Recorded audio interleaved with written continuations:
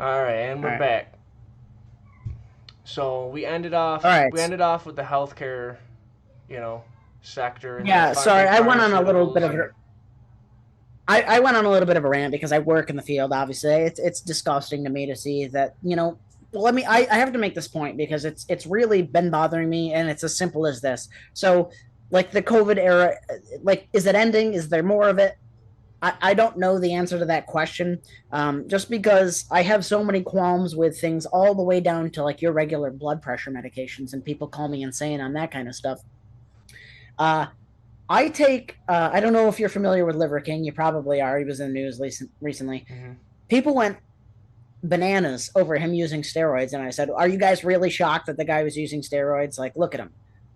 yeah. But his message is pure. Like, eat liver, eat liver. Yeah, he completely I don't think there's any, undermined the entire good, but a lot of people do that though. Another like obviously it's completely unrelated to this specifically, but you know who else did that? Black Lives Matter. Because there is and was a serious problem with police accountability. and there There's a still is. right, but they under completely undermined the entire movement. I disagree with defunding the police. Obviously, I completely Yeah. disagree with defunding the police. However, I think that they need more funding, more training. And I think they need more accountability. I think they need to be held accountable for their actions, but I think they need to be able to do their job, and they need to be able to do their job very, proficiently. All right. But to tie it back into Liver Really King, quickly. there, Yeah. So first off, I put another note for later in the show that you and I, when we get into one of our other points talking about defunding the police, because that's actually where I get super anarchist libertarian. So I think you and I are going to I no disagree no no in. no. I think I'll agree with you a lot more on Well, that. we'll go back into it. Yeah. But so the the Liver King thing, where his nine ancestral tenets. I don't know all of them off the top of my head, but get good sleep, eat good food, and his good food is contrary to what they believe is good food. He hmm eats red meat and organs and Nutrient healthy, dense meat. nutrient Yeah. dense foods. Yes. And so, oh, aren't you worried about your cholesterol? No, the jury's still out on cholesterol, whether people want to talk.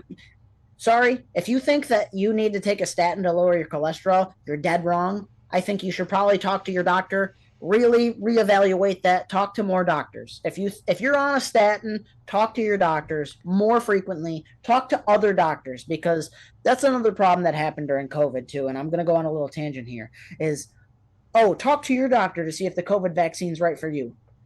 Of course they're going to say it's good for you because nobody read anything But hang about on. it. Because if It they even read the goes phase deeper three than that, trials, though. no, it doesn't. It really doesn't. Keep Because going. Keep going. Keep going.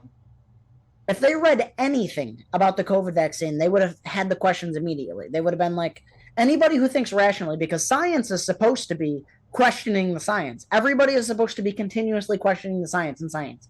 That's how you know that the science is sound and good. That's But what no science is is questioning it to you exactly. have to No question it doctors in order read to make it anything. that it's make sure that it's a fact. But if I walked into a doctor's office right now and said that the COVID vaccine is neither safe nor effective, and if I walked in and said that statins don't work to lower cholesterol, and if I said that blood pressure medications can cause kidney effects down the line, if I said this, that, they have me arrested. It's Yeah. there's a problem where like the discourse can't even happen, because if I'm wrong, I would love you to correct me, because I'm actually trying to optimize my own health, my future wife's health, and my future kids' health. Yeah. I'm It, looking for answers. And yeah. sometimes I say provocative things, but it actually led to the point where I'm eating the Liver King's liver capsules 3 times a day. Yeah. So, I think there's 2 points to that. The first point is leftists and anyone in the establishment didn't want you to ask your doctor. They wanted you to just go blindly get the vaccine. They were And I don't even actively understand telling, why. but hang on, they were actively telling people not to even go consult a doctor. They were telling people to go down to your local food pantry and just let the nurse down the corner stab you in the arm with a vaccine. They had they Yeah, had they had mobile clinics set up everywhere. That you could go down. they You got could go mad down to at a they got mad at Tim talk to your doctor Pool. Tim I Pool, mean, yeah, and Tim Pool was saying his biggest message was talk to your doctor. talk to your doctor. I Get was get listening to him more opinions. today. Get more opinions about it and go talk to your doctor. But they were which people were I arguing with disagree him with and as saying well. that you don't need to. Just go get it anyway. I'm Which I'm in the opposite camp. I say don't talk to your doctor either because they're a stupid parrot. They're gonna say the same thing. They're gonna say the vaccine's great for you. How many people went to their doctor and their doctor had no idea, but because the CDC said it was okay, they went and got the vaccine, and then they still got COVID. yeah. How many So people were told that the vaccine was going to prevent transmission and they still got COVID? How many people were told that the vaccine was going to have a lesser symptom? And so many people, actually, I hate to, I love my dad to death. My own dad was vaccinated and then he got sick about a month or two after he got it. And he's like, well, my doctor said that it would have been way worse if I got the vaccine. I go, how does your doctor have a crystal ball? yeah. Does your doctor know how to prove counterfactuals? Because I can't Now figure it out. now that would be if in order for that to be That's a true. propagandized doctor. Yes. That's a In propagandized order for doctor. And I that to told be him to true find a new though, doctor immediately, in order for that to be true, everyone that got vaccinated had to have survived. Right? which didn't happen. It Well, didn't I don't happen. even believe That's that. like saying the What person I that think, got the vaccine and got 3 boosters and then died from COVID, they would have had a worse effect if they didn't get the vaccine. yeah, and so you know? well, the premise is if this many people are dying, if 10 people are in a group and 10 people get COVID and are at risk of dying, if one of them gets vaccinated, theoretically only 9 people are at risk. So theoretically, the number of people should come down Right. of deaths, right? Like, to scale it up. If 1 million people are at risk of dying, and 100,000 of them get vaccinated, theoretically, the number of people that die from COVID should come down because 10% of the people now are no longer at risk if the vaccine works. That's not what we saw. The number jumped up and down, up and down, up and down. It was very cyclical. It was almost like, and hear me out on this because I have a biochemistry degree and I'm almost a doctor, and I know that people love appeals to authority. If you get sick, you have natural immunity, and you're pretty good for a while until the natural immunity wanes. How fast does it wane? We will never know because they refuse to do it because there's no money in it. Because, hold on, places like Pfizer, Moderna, AstraZeneca, Johnson & Johnson, which, if you want to buy stock in those companies, I actually can't argue with you because they have a legal obligation to provide to their shareholders. Do they have a legal obligation to provide the best treatment possible? They don't. But they do have a legal obligation to provide to their shareholders. So of course, they are rubbing their hands. They're rolling around in the back room in money. They're laughing at you. They're laughing at you if you just got your 5th dose and you're still wearing a mask. They are maniacally laughing at you, rolling around in piles of billions, if not trillions of dollars at this point, because the government said, go get the vaccine, and you obliged. You lied down, not once or twice, because some people did it once or twice, even 3 times. Some people did that, and you know what? They realized they got duped. Some people did that. Yeah. There are still people coming in asking for a 5th, if not 6th dose. 6. Yeah. How dumb could you possibly be? Yeah. No, not only were, big pharma, profiting like crazy off of this. The biggest problem is that they were colluding with the government, like the FDA, the CDC, WHO. They were colluding, like they're not. It's not their job. To your point, it's not the pharmaceutical company's job to ensure that they have, the best medicine for the person. It's their job to make the most money off the medicine because they're a company, right? But it is the CDC's job. It is the FDA's job. It is the WHO's job to regulate this stuff, right? I mean, that's what our tax dollars are going for. But the problem is when you have the CDC. Was it the CDC or the WHO? Fauci's wife was a chairwoman on I believe it was this. I believe it was the WHO. Regardless, it happens. She's basically. I actually don't know the answer, and I can look it up really quick. But she's basically his direct HR head. Right. Well, don't quote me on it, but people should definitely look up the affiliation of Fauci's wife with either the WHO or the CDC. Oh, she's at the NIH. I'm sorry. NIH. Yes, that's what. Yes. Okay. And he But works for the but NIAID, which is a branch of the NIH. right. But to lend to that point, it happens. Hold on.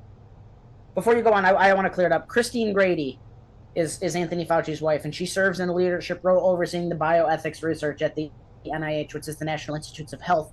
Um, Apparently, it's a position that doesn't give her oversight of her husband's work, but she's the Obviously has oversight of influence of a bioethics. lot of people in that area, 100%. right? It may not be 100%. directly correlated to his specific work that he's funding, but she has somewhat of an influence on anyone that works for the NIH, right?